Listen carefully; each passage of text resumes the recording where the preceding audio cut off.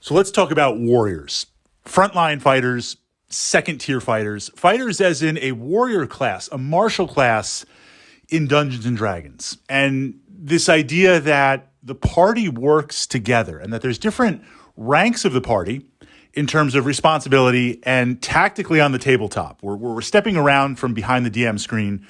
We're breaking out the miniatures or the tokens, the pogs, the counters, and we're getting tactical. These are some of the things that I look for as a dungeon master. Playing the monsters, when I'm playing the monsters in an encounter, places that I can exploit to get to the back ranks, to get to that place where I can get into close combat or hand-to-hand with the wizards, with the arcane, with the rogues, with the support characters, and really try to just divide the party, completely divide the party and drive a wedge from them tactically on the table. Ways to potentially prevent that.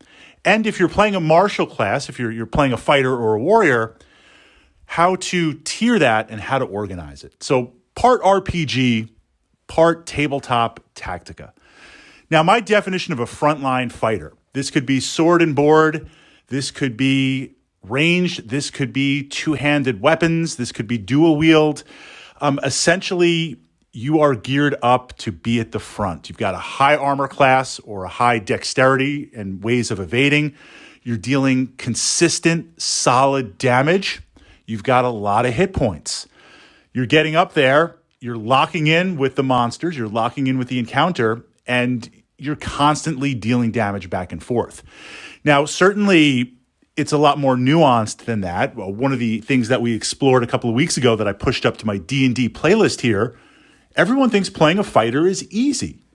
All you need is a bunch of D20s and run up there and just roll some dice and deal some damage and take some damage. Well, again, it is a lot more nuanced than that. And we talked about the ability to block monsters. We talked about mobility. We talked about damage reduction. I mean, we got into the checklist of tactically how this works. But essentially, frontline fighters, I'm going to simplify it a little bit because we're higher level tactica, they're pushing forward. They're locking in. You're trying to engage, block, and tie up my encounter. Now, other classes that could fit this role, potentially a paladin, potentially a berserker, a blackguard, depending on the edition of D&D. There are other classes that work above and beyond just warrior or above and beyond just fighter. Now we have a second tier of martial classes. And these classes, they're more surgical. They're more in the moment of what's going on. You have to ask yourself as a player, where are you going to be? Perfect example, a monk. And I love playing monks in Dungeons and Dragons. In exploring the monk, you deal some good damage, certainly not fighter-based or paladin-based, but you've got some good damage. You've got some good number of attacks. Depending on the edition of D&D, you have various abilities to stun or cause instant death at the higher levels, quivering palm, stunning blow. You have some ability to heal, but your main tactica is the mobility, the ability to move very, very fast. So we see this also possibly, some classes could go either way, but like a druid. Druid has some good offensive capabilities. They also have a number of good spells that will support outside of the encounter in combat.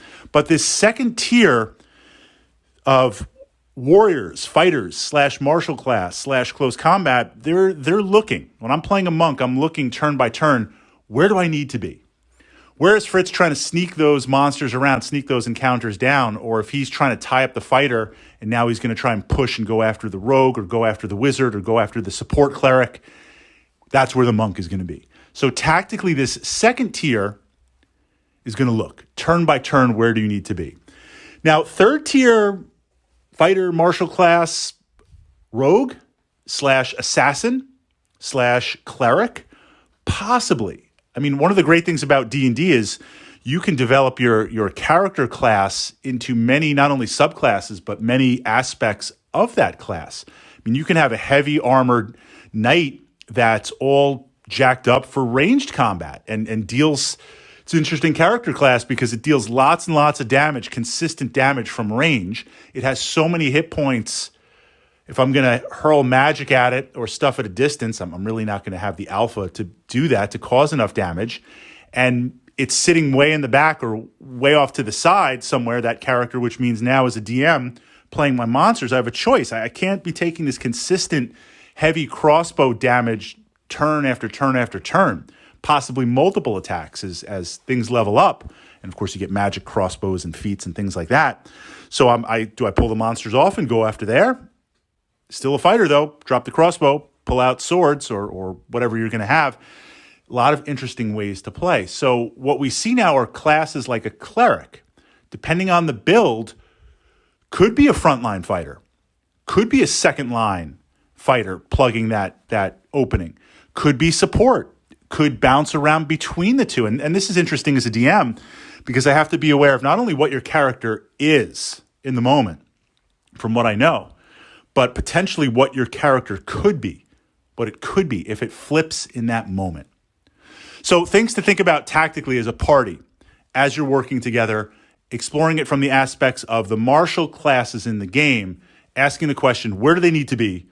What are they doing? And how can you prevent the DM from getting to the other support characters, the wizards, the rogues, constantly, the ranged characters, constantly dealing damage that cannot be interrupted or cannot be stopped every turn.